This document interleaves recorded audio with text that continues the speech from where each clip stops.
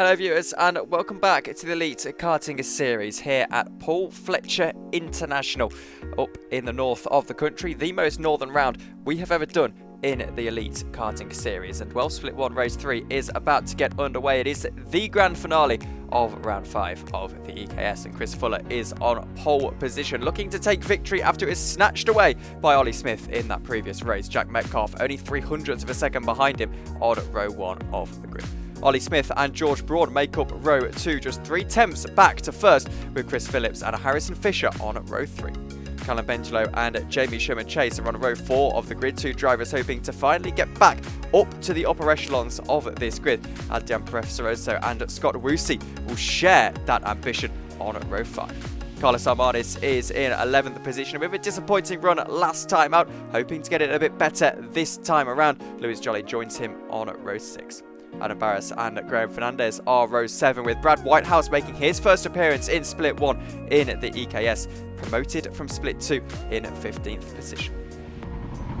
So we're getting underway here for the final race of the day. It's Split 1 Race 3, and it's Chris Fuller alongside high-flying Jack Metcalfe on pole position on the front row of the grid, and we go to the lights.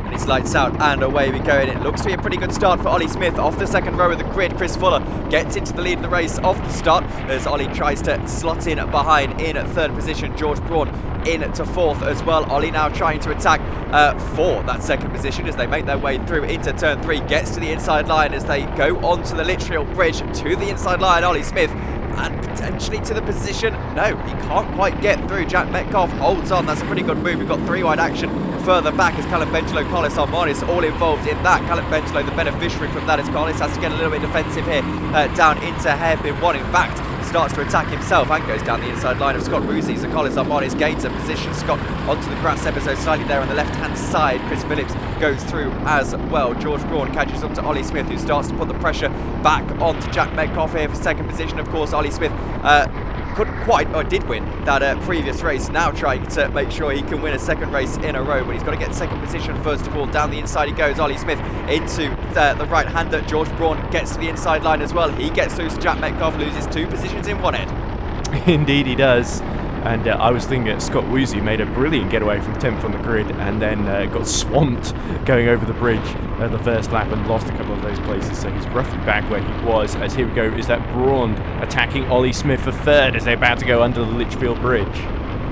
It's for second position. He goes to the outside line, trying to maybe get to the inside line, but can't quite get the run. There's a lot of rubber, on the racing line here, a lot of marbles on the outside line here, so if you get offline it can be quite difficult as Lewis Jolly is involved in a complete melee as Carlos goes down the inside line. Lewis Jolly's on the outside line. Scott Woosie goes through. Chris Phillips goes through as well. Lewis now down the inside line as Carlos Armanis is edged out slightly and gains a couple of positions as well, does Lewis Jolly. So about 4 or 5 cars in the end. Brad Whitehouse involved as well, end up pretty much coming together in that one. I believe Graham Fernandez was involved as well, as Callum Bengelo now gets past George Braund. He's come from absolutely nowhere into third position as Callum Bengelo flying in this race. Olly Smith in second position, of course, and now Callum Bengelo turns into trying to start to attack Olly Smith. He does. He looks much more comfortable in this race, Callum Bengelo, just starting to pick off some of the front runners then, and George Braund is starting to be worried that he's going to be left behind in this group if he's not careful then. But yeah, in the midfield, an absolute melee going on as we see is that Jamie Sherman-Chase on the drone shot trying to attack Adam Barras just in front of him, I think, or is that Fernandez?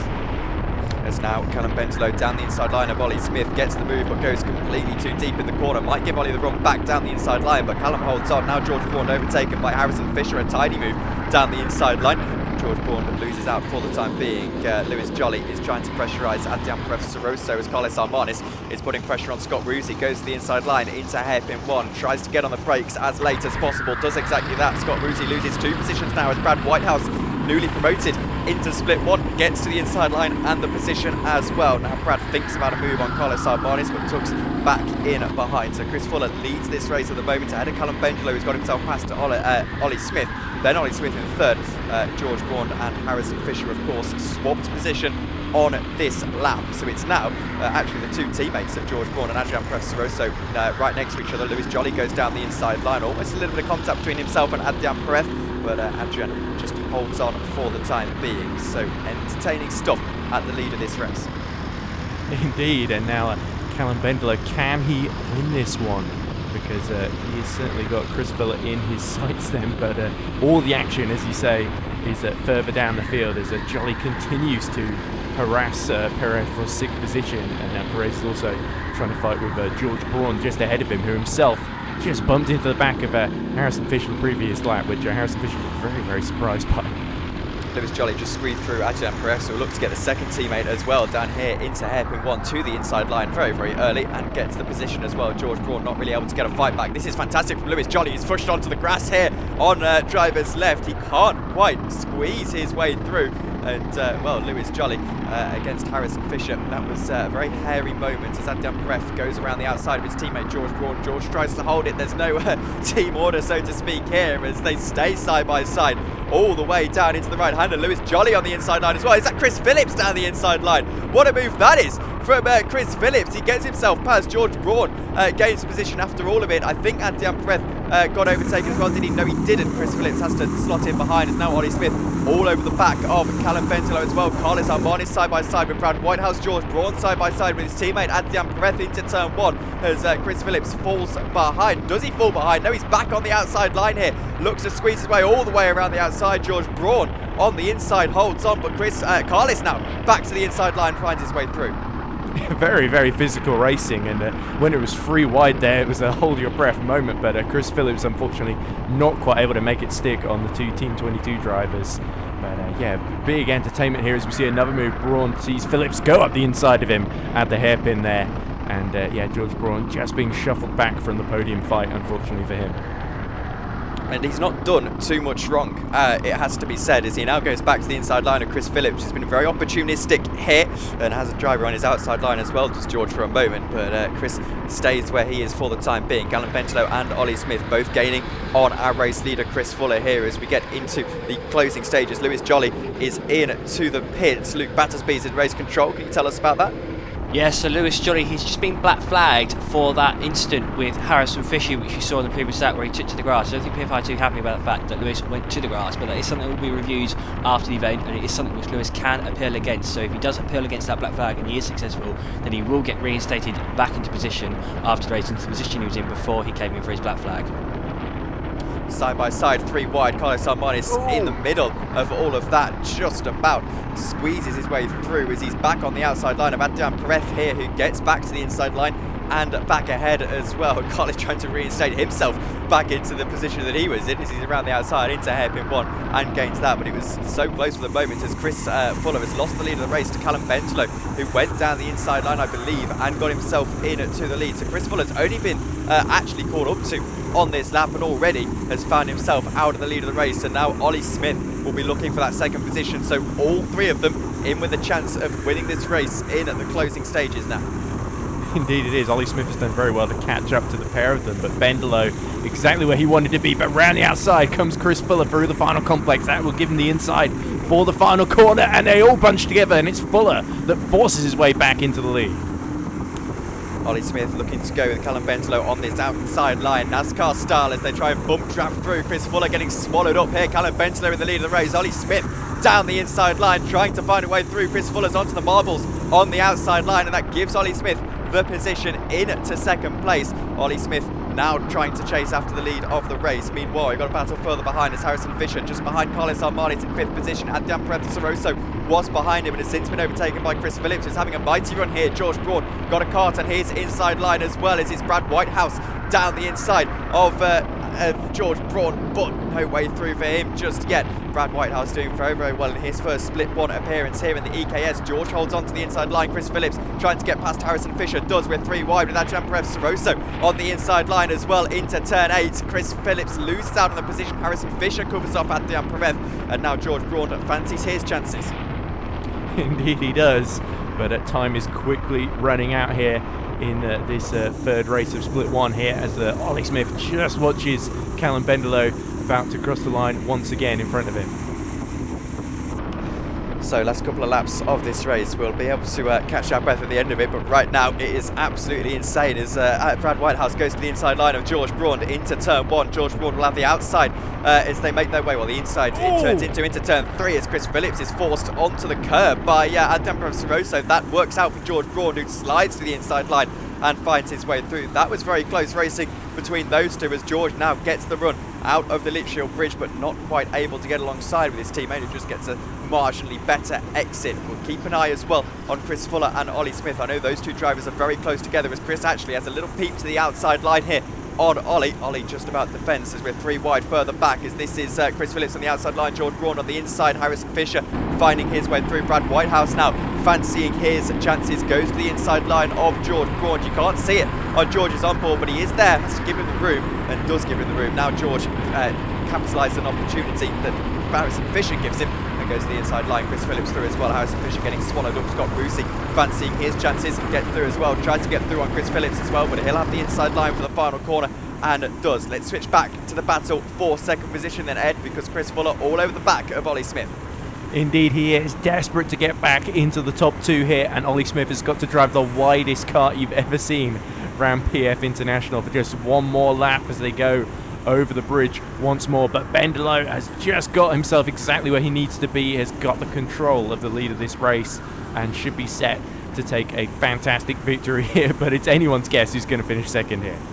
Chris Fuller to the outside line, Olly Smith on the inside line. This should be the final lap of the race. We're expecting the checkered flag at the end of it, and Chris Fuller's got one more opportunity then. Around the outside he goes.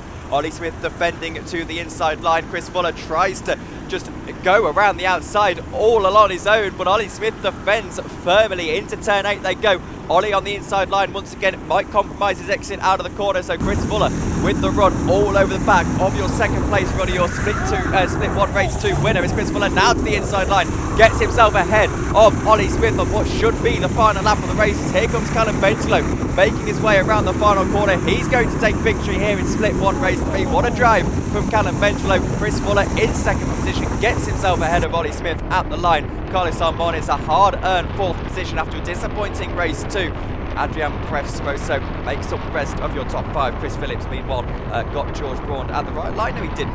George Braund gets just about ahead.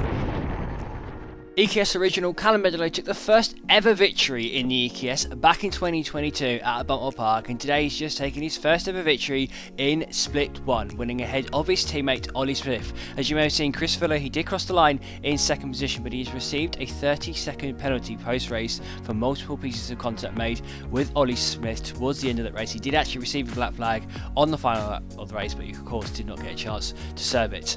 Lewis Jolly has also been reinstated back into third position, so he was in 4th place when he received his black flag. He's since appealed against his black flag after the race, and it has been overturned, so he's been put back into 4th position. That becomes 3rd position after Chris Fuller's penalty is applied, so Lewis Jolly gets his best ever result then of P3 in Split 1 in that race ahead of Carlos Almanis.